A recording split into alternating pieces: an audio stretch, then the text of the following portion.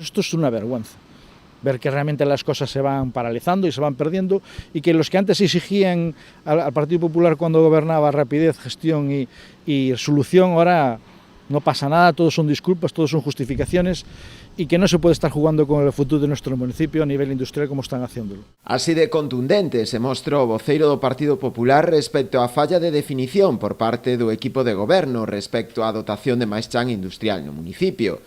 Para esta formación, o desenvolvemento económico e a creación de emprego debera de ser unha das bandeiras de calquera goberno, pero, segundo eles, na Pobra isto non se dá. Dende hai máis de 8 anos, os populares veñen incidindo na necesidade de dotar de máis chan industrial ao municipio, facendo os trámites necesarios para acadar unha terceira fase de ampliación para a tomada, ou, en todo caso, explorar outras posibles vías. No saben lo que quieren, pero mira, es que para desarrollar un polígono industrial lo primero que tienen que hacer es sentarse con los empresarios, ver las demandas que hay, las necesidades de suelo que hay, buscar la ubicación mejor, porque, oye, para garantizar y sobre todo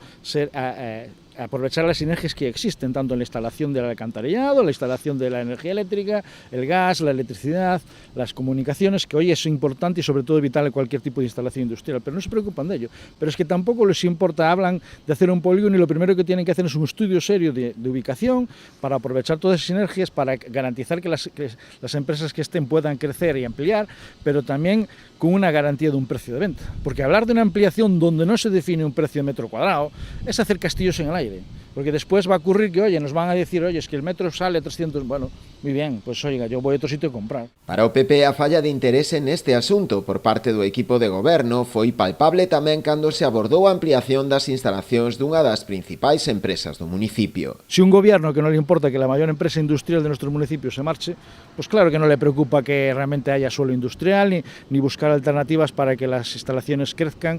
garantizar los puestos de trabajo, la riqueza y sobre todo el futuro de nuestro municipio. Y así nos va a decir, oye, al final el muelle comercial está paralizado, la culpa no es de ellos, aunque llevan gobernando de 9 años y medio, a nivel comercial la Puebla, pues no, oye, no se abre ningún comercio y se van cerrando los pocos que hay, a nivel de ocio y hostelería solo hay que dar un paseo a las 8 o las 9 de la tarde cualquier día de semana por nuestro municipio y vemos lo que hay.